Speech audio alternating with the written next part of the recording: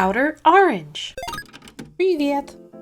We are getting very close to the next collection. Though this one's a little bit smaller, has more reprints in it, it will still affect the meta actually quite heavily. We're going into Festival Collection meta basically in a couple of days. We have a lot of decks to go through, so I'm actually going to go ahead in the beginning here and throw in decks that haven't changed or just are not playable. And then we're just, or decks that we talked about in the past that either haven't gotten any upgrades or is a collab or something that's behind, or just hasn't got any support in the last stuff, or if it has got support, it's support that we're aware of that just isn't really doing much. So we're going to go ahead and get rid of those decks now, just really quickly, just to make our lives easier. There's also, let me make a new tier here. There's a set 11 tier. Those are gonna be the future decks we're gonna look at. I'm still gonna put them in here since they're in this tier list in specific. We're just gonna kind of throw them in so you guys know what the future might look like. So as I go through, I'll probably put the set 11 cards just kind of below. So let's go ahead and get started.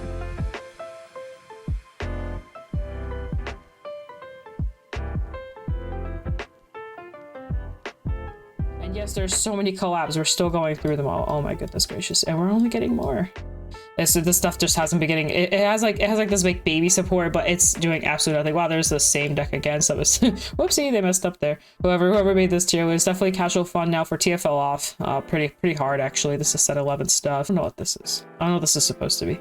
I'm assuming it's set 11 stuff because I don't know what the hell that is. If we see any other ones, we'll just quickly throw them in and not like really go over them. All right, let's go over the actual deck. So this is, so Archives here. This is playable enough, but it's definitely gonna be on the lower tier as we go down. I think Velstra is still pretty competitive. Ava is definitely still competitive. Gravidia is definitely more on the casual fun side right now, but will probably be going up maybe at some point. Right now, it's definitely more casual fun. Avagandia definitely falls under that category. Graveyard Boost is definitely like a casual fun deck, I feel. It's not very potent right now, and I don't think it will be. The Heroes deck, it falls under the same category for my opinion. I think Messiah is pretty strong. The Crest alone just kind of carry it. It is very peaceful line, and it doesn't have any early game whatsoever, and it has been showing a lot of results, and I'm actually kind of surprised because I think out of all the decks to probably compete with, this is definitely one of the lower ones to compete with. It's not terrible, but it's definitely not like the best deck. Before I begin, let me just kind of like categorize real quick. So the deck to beat is basically S tier. So these are the decks that you have to beat and you're going to see no matter what. Like you're 100% going to bump into them. So we haven't gone to them yet, but we're going to bump into them. You have to know how to beat these decks, and that's why we have like the little S tier category. The competitive size decks are definitely going to see. You may not need to worry about as much, but you still need to worry about them. You should probably still be testing them. And then B category is basically the decks that are playable enough, like they're good, but they're not like you can still take them and compete and maybe have a chance. You'll probably see one or two of them, but you won't see you won't see them like as massive as you'll see like the A tier and the S tier basically. And then casual fun is like they're meant for more casual personal play, but there might be you might still bump into them, but just nowhere near as much. People might be coping on them or whatever, so you might see them, but they're nowhere near as powerful as like BA and S tier are basically. So just to give an example of like what we're kind of looking into here, Orphis is definitely playable enough, and it can be really strong. Definitely not a slept on deck. I definitely wouldn't sleep on it. It can be very powerful. So just something to kind of keep in mind. Prison, I think Prison right now is a high tier of casual fun. I don't think it's bad, but I don't think it's great either. I actually think it's pretty mid, like super mid. That's kind of why it's in the middle right now. I don't think I have anything to worry about unless you're a Leticia player. If you're a Leticia player, then you have to like worry about this deck a lot. But if you're not a Leticia player, I just don't think you care. You know, it'll probably have its time, but right now it's definitely more on the casual fun side. Saga, I think is more the casual fun side, but probably more on the end of playable.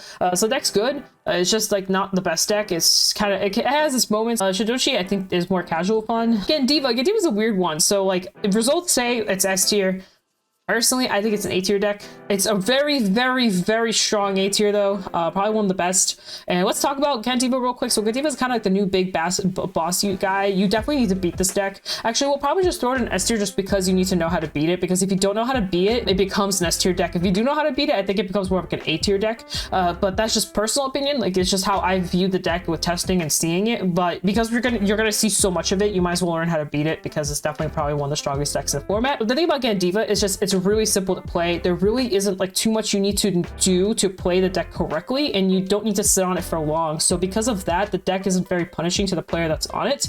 It's more punishing to the player they're facing because they just need to know how to beat it. If they have like a better time beating it, then you know it makes the playing field more even. But also misplays are a thing. So if you want to play a deck that lowers your chance of misplay, Gandiva is definitely one of them because it's actually hard to play incorrectly unless you're facing a mirror. A mirror Mirror is the one time I will say you really need to be a good Gandiva player, because you really need to know how to play a mirror. You of course need to understand your opponent's force state, stuff like that, but the mirror is probably where Gandiva players will be struggling the most, because they're going to see a ton of those, and a mirror is extremely hard to play out because it's just hard. It's kind of like a Jet mirror. Like the both decks kind of do very similar things, so yeah, and it ramps up and ramps up as the game goes, and you really need to know like when to commit, when not to commit, since you'll both be retiring each other's boards. And then maybe you need to choke them. You can play a choking game, since you constantly have a crit. You could try to choke out of damage or out of CB, so that way they're forced to draw into the counter charger. If they already used one, they have to find another one. So something you may want to keep in mind is, if you're a Gandiva player to mirrors, is be very cautious of how often you use your counter charger, because once it's bound, you kind of lose it. So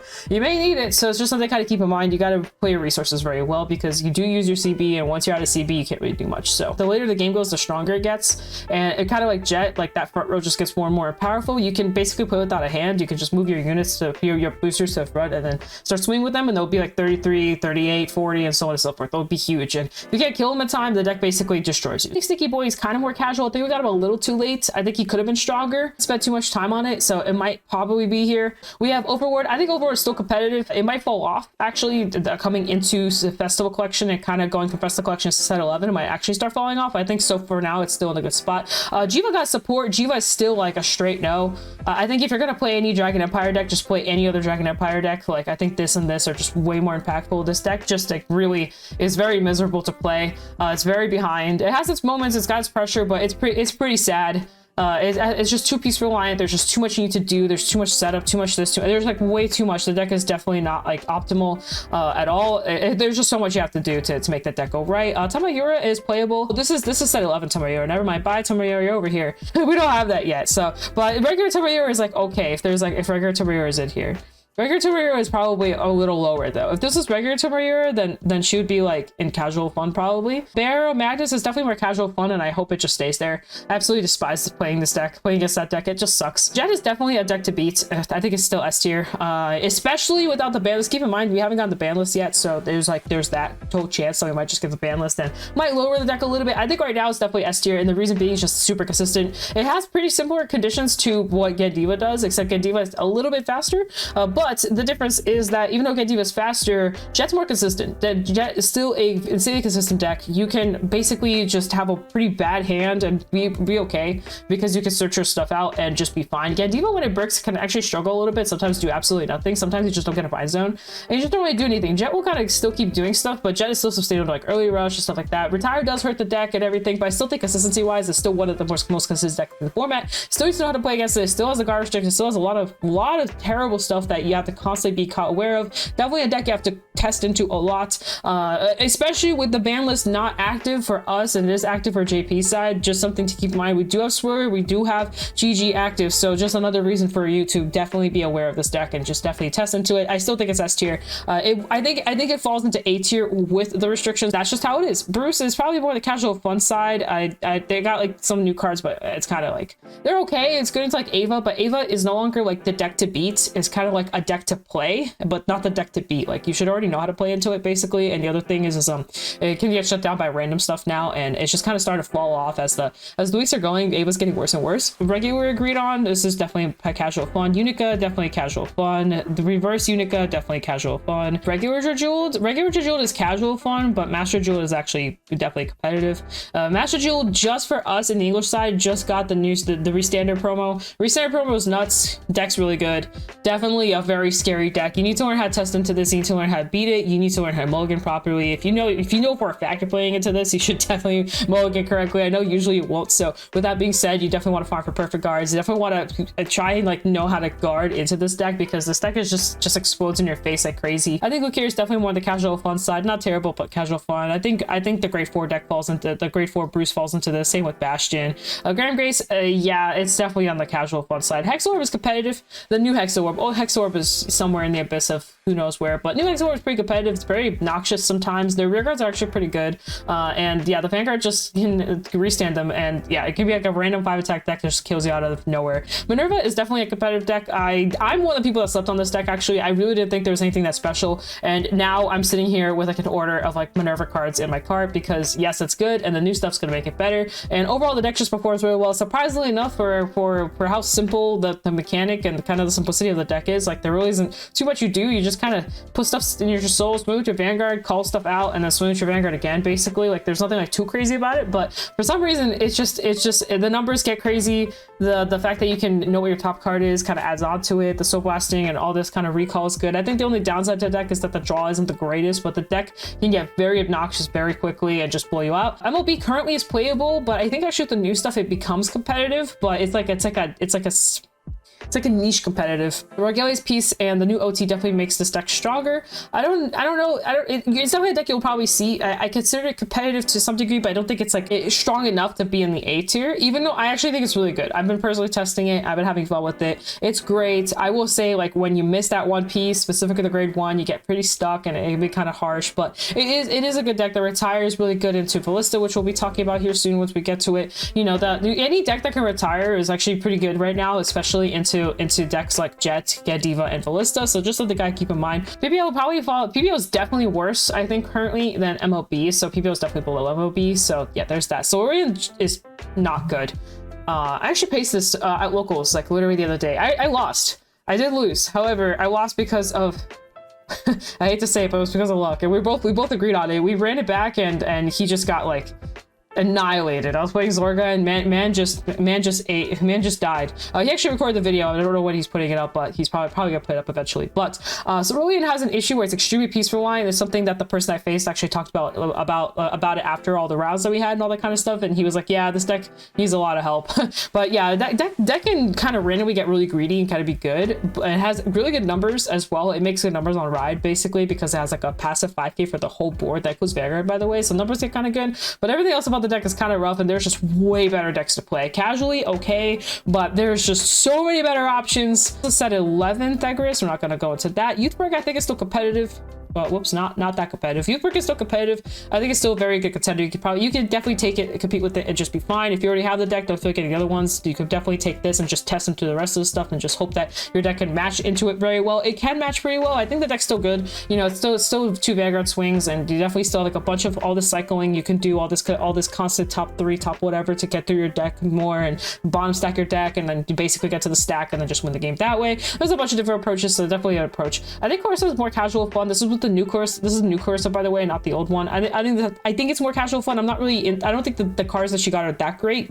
Maybe there's something I'm missing. It seems okay. Ballista, as we all know, is definitely the big bad boss that's coming through, and it's probably one of the strongest decks in the format by far, if not the strongest deck in the format. I think it's very even with the other two personally. Like I said, I think this deck is more of an A tier deck, but definitely Jet. And you know, I think this deck is pretty even with basically what it's supposed to compete with, like into Ava and all the other decks. Is good. I will say, if your deck can deal with getting rid of the back row all the time, the Ballista starts falling off a little bit, but the constant top 5, call 2, top 5, call 2, restamp, multi-attack, draw a ton of cards, all that kind of stuff is just really explosive and very annoying. And she kind of just keeps doing it over and over again. There's nothing you can do to stop it either. The deck's actually pretty costless aside from the restanding stuff. There isn't much resources you need basically to keep it going, as long as they can find the gem, but that's kind of on them and not on you. So yeah, definitely the strongest deck in format. It gets very explosive. If you have a way to just kill off their rears, go for it, because that's definitely where a lot of the stuff a lot of the pressure is like the drawing and the bouncing that they do with Yuika and the grade 1 that basically lets you draw cards. So just something I keep in mind of that. But yeah, definitely a deck to be cautious of. Definitely a deck that I'll be playing or testing into depending on what I decide to play for competitive side of things. Patroka is probably playable enough, but I don't think she's like that crazy good. She can randomly like high roll you to death, because if she keeps finding the copies of herself, she can kind of just keep going. But she does have like kind of like a stopping point. She is getting a new promo that will make her better, so I think she's more on the casual fun side, but she's just barely touching the playable side. Loner I think is definitely more on the casual side. It's not bad. I'm not really a crazy fan of it. I think this deck very relies on board state, and we have we have these two up here, and this that just gets rid of all that. I think Leticia is still competitive. As crazy as it sounds, this deck just doesn't go away. I don't know why. It's just good still somehow. It's crazy that it's gotten basically no support. There is a card for her, but it's not very good. You don't want to play it. The deck is already basically complete. No, it's definitely more the casual fun side. Michu's definitely more. It's playable. It's playable enough, but it's not very good. I think the set 11, we don't have this promo yet. Felty Rosa is on the casual fun side. Steel is actually very obnoxious, very aggro, very good actually. Does a lot now, and you basically go from the new one into the old one and restand your Vanguard, do all this crazy stuff. So it's actually very strong, a lot of crit pressure.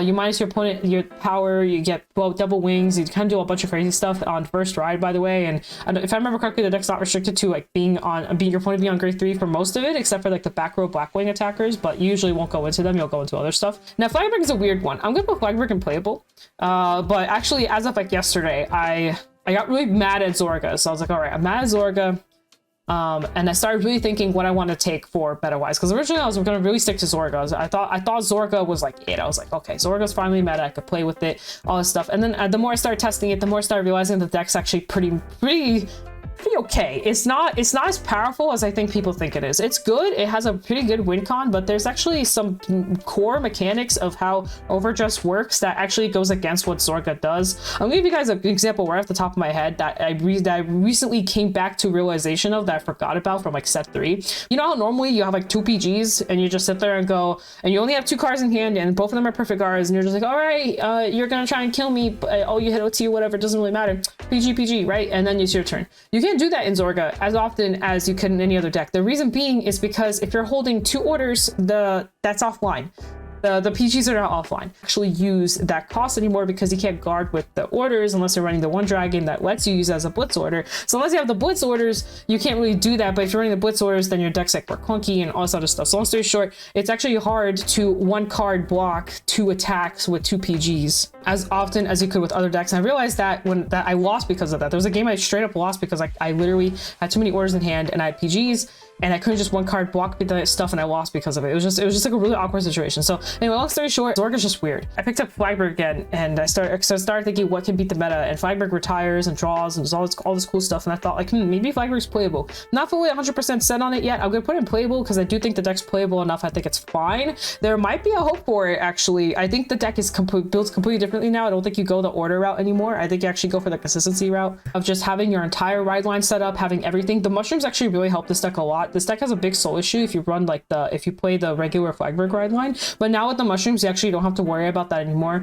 And actually, surprisingly enough, the mushrooms really help for early game now, because originally the deck didn't really have that crazy early game because you didn't really want to call your pieces like your assaults, or you can't call inlet or the grade 2 that the soul blast for the restand instead. You don't want to call any of those cards out. You want to call them on the grade that on your Flagberg turn basically, but prior to that you don't want to call them. But now with the mushrooms, you can just have mushrooms instead. You can have the tokens, you can have the interceptor guy in the front row, the tokens in the back, and just kind of annoy your opponent a little bit, and then go to Flagberg, keep him at 3 damage, and then go for the 5-6 attacks, and then end it on the garbage stick basically. So also the consistency of your multi-attack restanding, getting the 5 attack to 6 attack combo is actually a lot easier now. And now because also Prison isn't like as relevant and Ava started to fall off, it makes actually Flagberg better. But I'm not gonna cope this time. I'm gonna keep it in B tier. I'll see how I feel about it. If I truly believe that there's something there, I might take it and compete with it. I might not. I might just stick to Ballista. This is my testing period of trying to figure out what in the world I think is good to compete with. And Flagberg is definitely on the list now. It wasn't on the list, but now it's on the list. I feel like I've been sleeping on it, but maybe I'm just coping. So,